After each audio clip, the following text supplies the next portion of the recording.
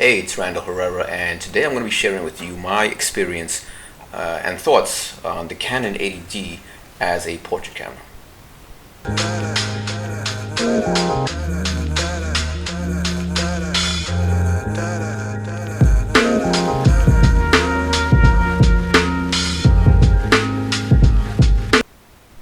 Alright, so I just got this Canon 80D a couple of weeks ago, and I got it as a refurbished, in case I figured I'd share this in case of any of you that are not aware.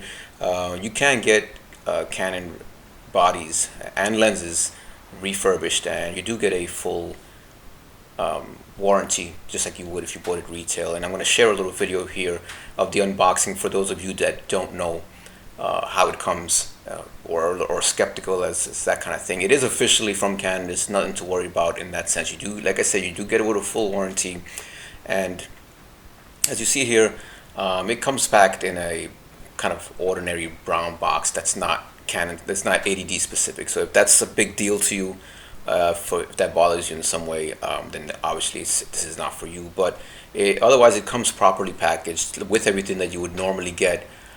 The charger, whatever cables comes with it, I mean the strap, you get everything except it doesn't come in a Canon 80D actual box.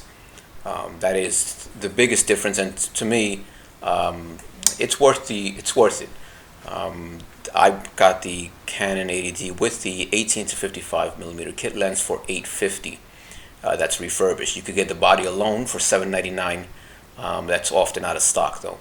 If you go retail, I believe at stores like B&H, Adorama, Best Buy, or wherever you get your stuff, the 80D retails body alone for $1099. That's $1,099. With the 18 to 55 kit lens, you get it for, I believe, $1,249. So we're talking about a $500, almost $500 savings here.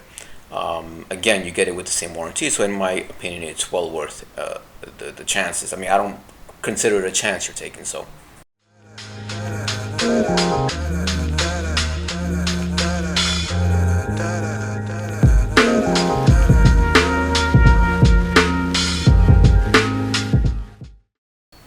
Alright, so let's quickly go over the specs of the Canon 80D. It is an APS-C size sensor. That's a 1.6 crop factor. It does have 45 autofocus points, all of which are cross type, and they cover, I think, a decent size, a decent portion of the frame. They are mostly in the center, but they spread out wide enough. However, a little bit of focus recomposing will be necessary when doing portraits, especially environmental portraits. If you want anything at the very edges, the focus points don't quite go that far out. But if you're just doing headshots and that kind of thing, then it's going to be very sufficient.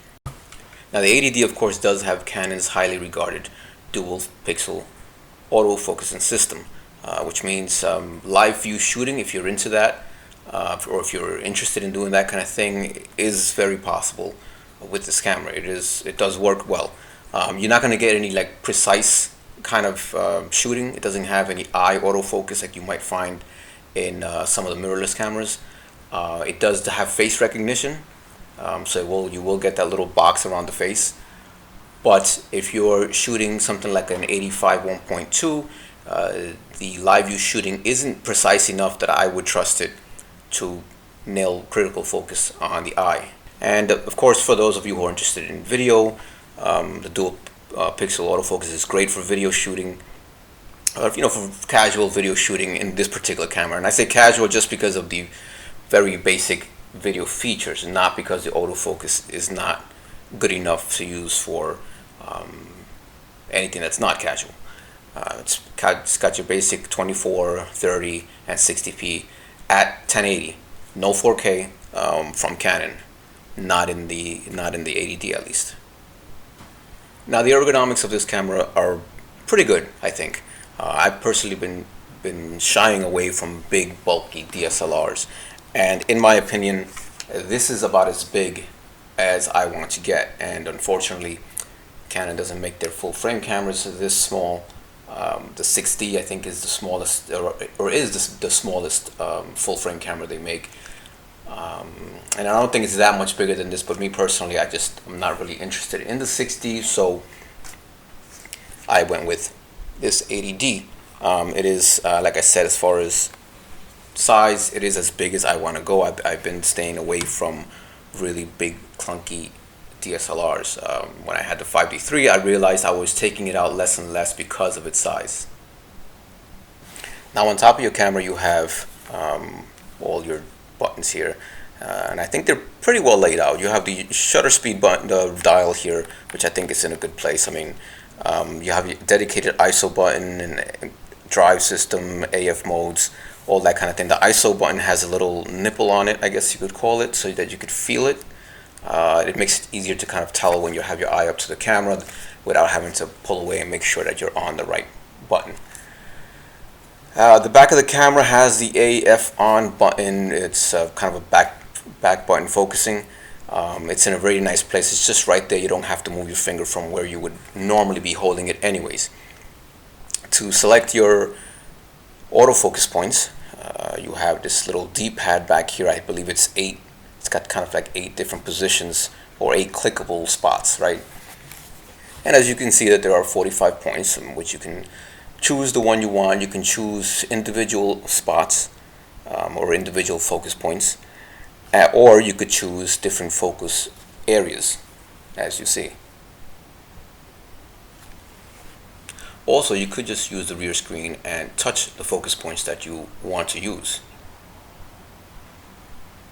However, that takes time away, as you have to kind of pull the camera away from your face, hit the Q button, hit the focus select point, and then get to that part.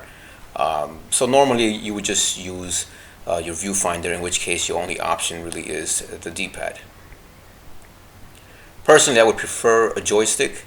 However, if you want a joystick from Canon, you would have to go with the 7D Mark II or one of Canon's 5D series cameras, 5D Mark II, 3, 4, or one of the 1DX cameras if you've got that kind of budget.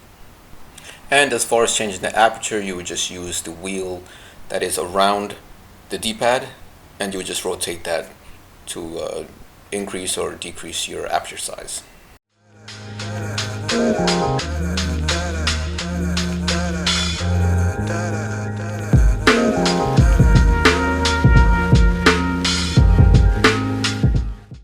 Alright, so I'll give you a little bit of background on this photo session that we had. It was in Chinatown, part of Manhattan. I did it with the Canon 80D, of course, and I used the Sigma 50 to 100 f1.8 art lens. This is a bit of a beast of a lens. It's pretty heavy at almost 3 pounds or at 3 pounds. There are definitely other options from Canon that are much lighter and cheaper. Canon makes a lot of nice small prime lenses. Not the fastest lenses. You have the 35 f2, got the 50mm f1.4, as you can see here. I mean, it's very small size compared to what I was using that day, and a lot lighter. I could one hand this, whereas this one not so easy to one hand. Also, this Canon's 85 1.8. It's a very highly regarded lens for its sharpness. So there are definitely other options in that sense. As for the lighting, I was using the Adorama's Flahspoint, or its Godox, same company, the 360. A single light, that's all I really took out there. I had another one with me, but I thought for this particular shoot a single light was enough. And the light itself, the 360, was strong enough that we weren't facing any like hard overhead sun type lighting. So I think for the most part it was enough. Alright, now overall I think the Canon 80D performed very well. I've been personally shooting mirrorless for the past year and a half, so I've gotten used to some of the aids that are in mirrorless. I've gotten used to the EVF. I got used to that. What you see is what you get view with an EVF. But I'm not gonna try. I'm gonna try to just judge the camera for itself and only by itself, and not turn this into a comparison video. I did find that the D-pad kind of thing slowed me down a little bit. Some of the like I said, some of the buttons, I wish I could change them. not change the position necessarily, but just customize them to my liking. But I think a lot of it, some of it had to do with the fact that the camera is still relatively new to me. I've only had it for, I think, a month at most. So that being said, I'm sure if I spent more time with it, getting to know its layout and becoming just where going to certain buttons become just second nature, just reflex kind of thing, I'm sure I could definitely improve the workflow that I kind of struggled a little bit with on this particular shoot. So overall, I mean, sure, there are some things I wouldn't mind changing, but I think at its price point of whether you decide to do the refurbished at for 800 or even brand new at 1100, considering all of Canon's other options, if portraits are your thing, I think the 80D is just certainly a good candidate, especially if you're new to photography or new to portraits, I should say, or maybe you're coming from an older generation camera, like a 30D or an old Rebel or something like that, where you're looking to upgrade but don't quite have the desire or pockets to go full frame, 5D4 or 5D3, or the 6D is still a good camera, the original 6D, not the 62, and you can probably get one used for like 1,000 or 1,100. So it's but it is limited into, I believe it's 9 autofocus points with only one cross type. It might be 9 or 12. I can't really remember right off the top of my head, but it's pretty low. But back to the Canon 80D, I was pretty satisfied with it. One of the things that I did like about the shoot were the good old Canon colors. I've been missing that since I've gone to Sony. I do plan on continuing to try to shoot this and to see if I can kind of learn it a little bit better and get some better shoots or some better results. I shouldn't say I was better results, because I was very happy with the results I got. So I've screwed up some things, but those are more user error than they were the camera. I'm not going to blame the camera. It is a very basic DSLR in terms that there's nothing very high tech about it. It's just good. It's, if you like the good old fashioned OVF and that kind of thing, then you can't go wrong with this camera. I would definitely recommend it to somebody as a portrait camera with a small budget, or just don't want to spend a crazy amount of money into a body, when if you'd rather put it in glass. The 80D is most certainly a candidate. Anyways, those are my thoughts on the Canon 80D. I'll share some more video. I'll let you continue watching some of the video from that day, and I'll share some pictures from that day. And that will be it for this video. Thanks for watching, and I'll catch you guys next time.